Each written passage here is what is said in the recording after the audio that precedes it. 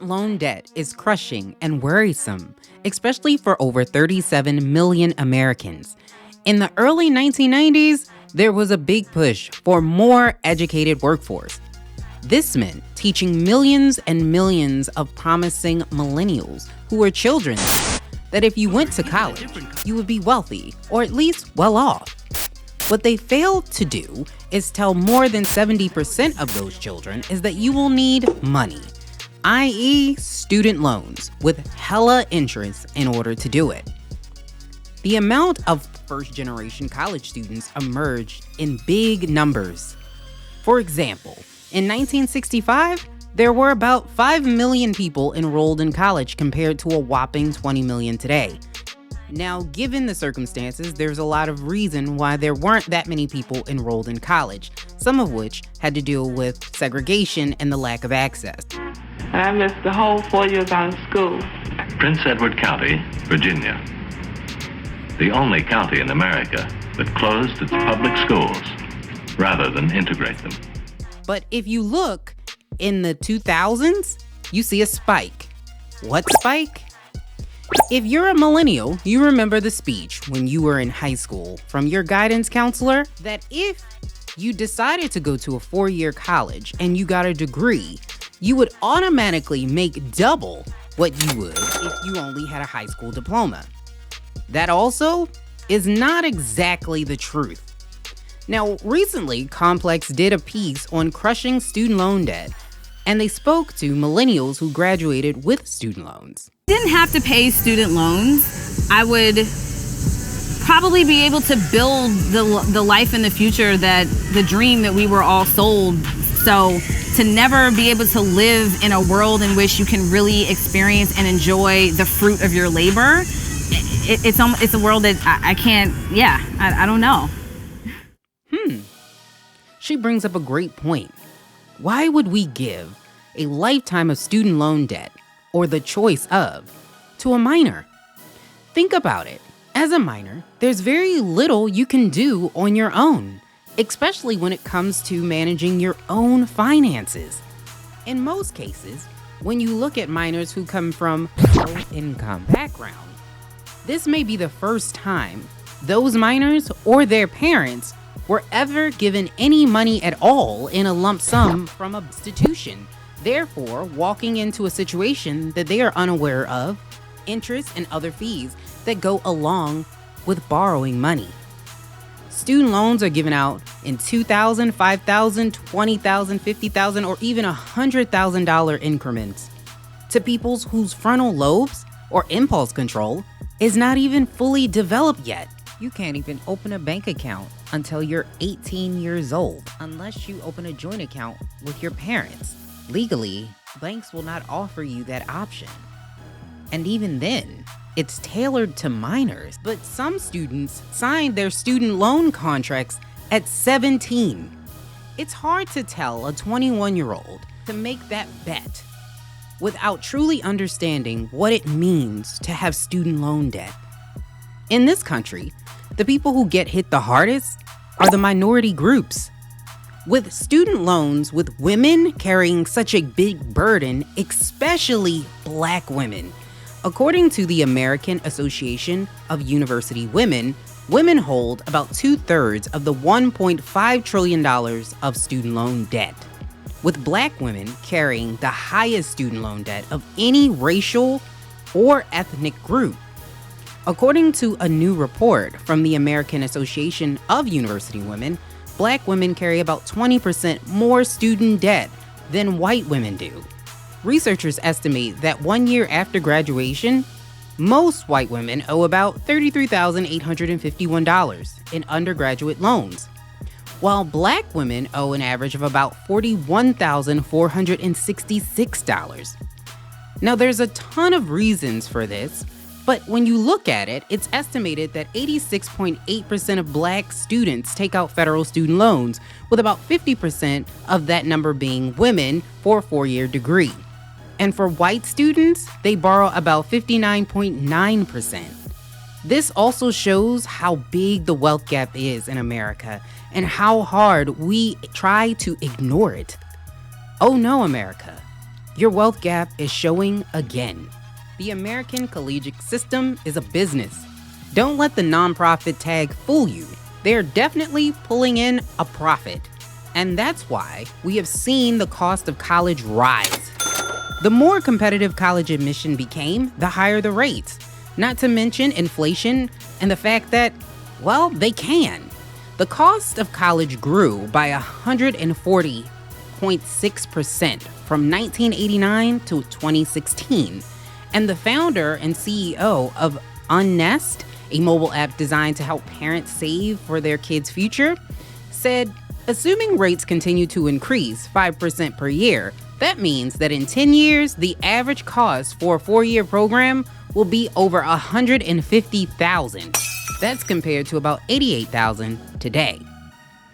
This is showing that the crisis is getting worse, and the Biden administration, worrying about more pressing issues abroad, is only mounting the student loan issue. According to research by Judy Scott Clayton of Columbia University, Black graduates with a bachelor's degree default at 5 times the rate. Another big group that defaults?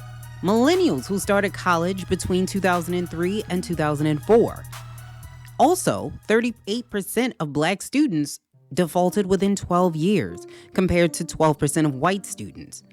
She also mentions that Black students are more likely to default because they're more likely to attend a for-profit college, whereas almost half of those students default within 12 years of entering college. Black student borrowers have a lower level of family income, wealth, and parental education. Even after accounting for the type of schools people attended, family background and characteristics, and post-college income, there still remained an 11% point Black-white disparity in default rates. When the cost of attending college grew 8 times faster than wages, we all should be worried about student loan debt. Now, if you're saying, I didn't go to college, this doesn't impact me, let me take you down memory lane. In the early mid-2000s, many bank lenders introduced some very risky endeavors, such as zero-down home loans and payment options with adjustable rates. This allowed borrowers to take more money out than they could actually afford. This became very, very risky, not only to many businesses, but also to the government. It led to mass layoffs, loss of retirement income and personal wealth, and ultimately, the recession. Does this sound familiar? Well, it should. The Brookings Institute estimates that many borrowers don't pay off their student loans until they're in their 40s or older, and a significant number of them never finish paying off at all. Nearly 40% of borrowers who enter college in 2004 may default on their student loans by 2023. There are people who pay off student loans, despite the doom and gloom I may be giving you. There are also a lot of programs to help with the cost of student loans, like income-based repayment or forgiveness programs depending upon major and if you're disabled, and of course, death. If you don't have a parent loan, that is. So if your child unfortunately dies and you have a Parent Plus loan, then you'll still have to pay it. And if the Department of Education thinks your disability or your extenuating circumstance aren't extenuating enough, then you still have to pay it. So even getting help to pay down or paying off those loans can feel impossible. First of all, what you're not going to do is do that. With Ryan Wolfson of Delaware, he got $100,000 of student loan debt eliminated because he filed bankruptcy. Yep, you entered into a marriage when you sign a student loan because you have these loans until death do you part. With almost any other type of crushing debt, you have an option to file bankruptcy if you so need it. But not with student loans. It is almost impossible to file bankruptcy when you have student loan debt despite being unable to pay them. Yes, the government really holds you accountable for the teenage you decisions. Imagine if every decision you made as a teenager followed you forever.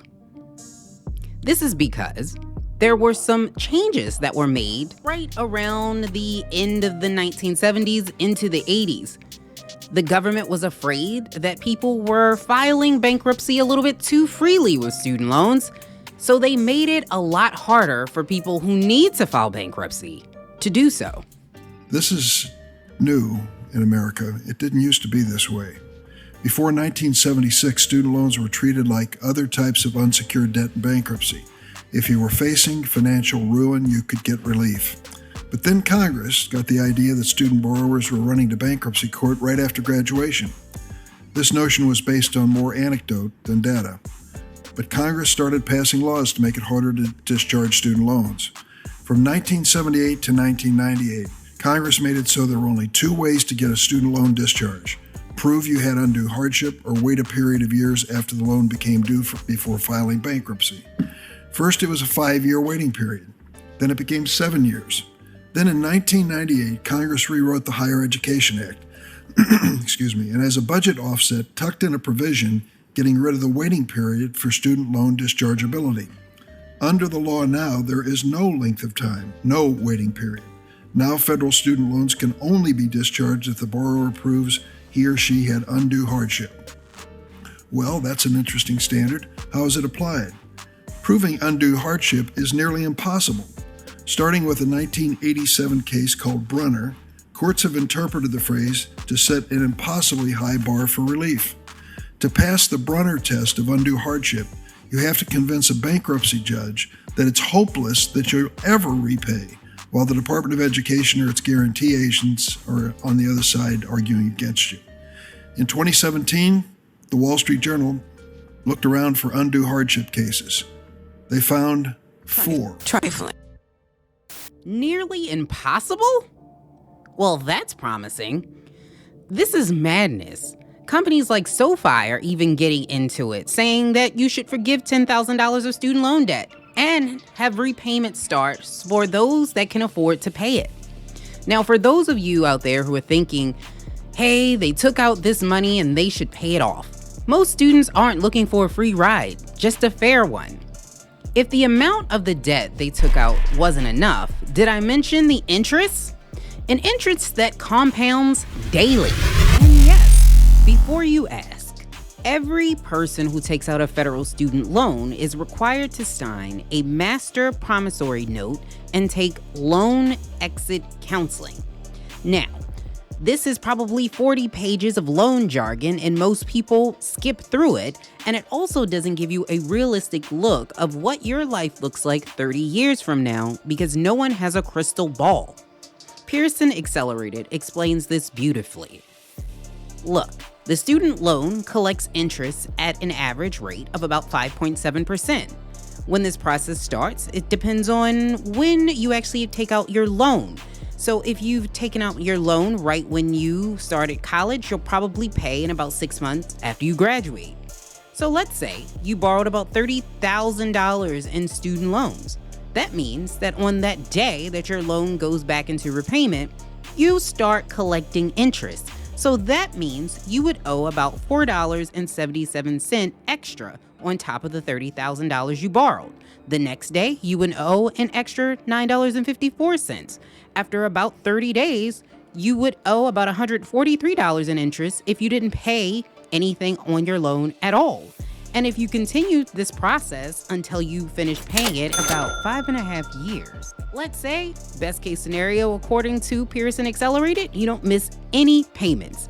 That means you would have paid $9,600 in collected interest on top of the original $30,000 loan. But let's say you had a deferment. Let's talk about deferments. So this is the process where you can postpone paying your loan. It doesn't get rid of it, it doesn't cancel it, it just stops it. Now, during COVID, there was no interest charged while you were in deferment. But for most cases, the interest continues, and the sum of the loan that you owe just gets larger. And some students have gone back to school to try to stop the loan payment, but what this does is make the loan debt even bigger. More and more people are noticing that we're sitting on an educational landmine, as more and more people are now requiring degrees for jobs. but the cost of school is increasing. One of two things is going to happen. Either students will be stuck in the hamster wheel of debt, or people will choose not to go to college at all. There has already been a decrease in college enrollment. In 2011, there were about 22 million people enrolled in public and private universities. By 2022, right about 19 million. More people are choosing not to enter college because of the debt. We need an educated workforce to stay competitive and innovative. But the system we created doesn't reward people who choose to go to college without a trust fund. More and more politicians are noticing too, like Senator Elizabeth Warren, Chuck Schumer, Bernie Sanders, Congresswoman AOC, and countless others. But in the meantime, we have to advocate for ourselves and reach out to your state representative to let them know what your needs are and what they can do about it. Contact your loan servicer to see if you can get any type of assistance. And the number one thing, do your research about your options. What we need right now is more people to come up with amazing solutions.